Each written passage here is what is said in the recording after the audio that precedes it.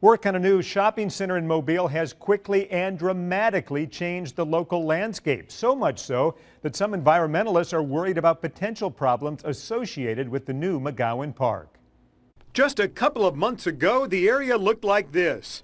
And this was the scene a month ago from the air and on the ground after a couple of weeks of work at the new McGowin Park shopping complex. And here's the site today. Hundreds of trees gone, the landscape almost unrecognizable. The project is moving at a tremendous pace. Hopefully it'll move faster.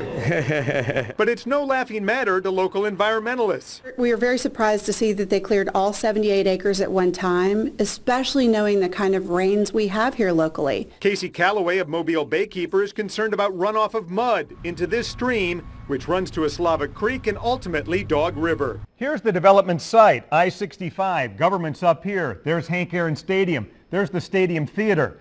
All these trees on both sides of Satchel Paige Drive are gone. And here's the creek that runs through the property. Mud is the main thing you're looking at when you've got a development of this sort. Mud has serious impacts on a waterway.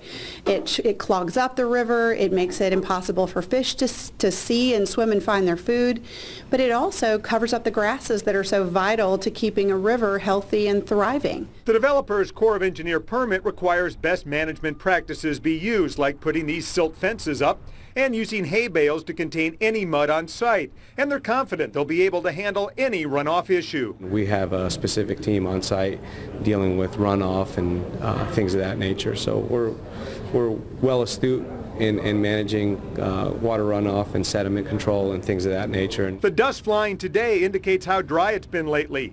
But in Mobile, the weather can change quickly. We're going to be on the lookout for any mud making it off their site into our local rivers. Specifically, the look here, just south of Bowling Brothers Boulevard. If the water here gets muddy, that means the developer could be in violation of its permit.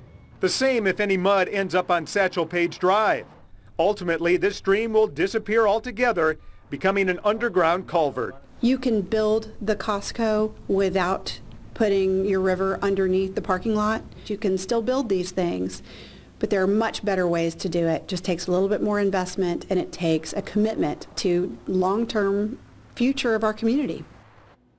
Once complete, there will be 6 retention ponds on the shopping complex property.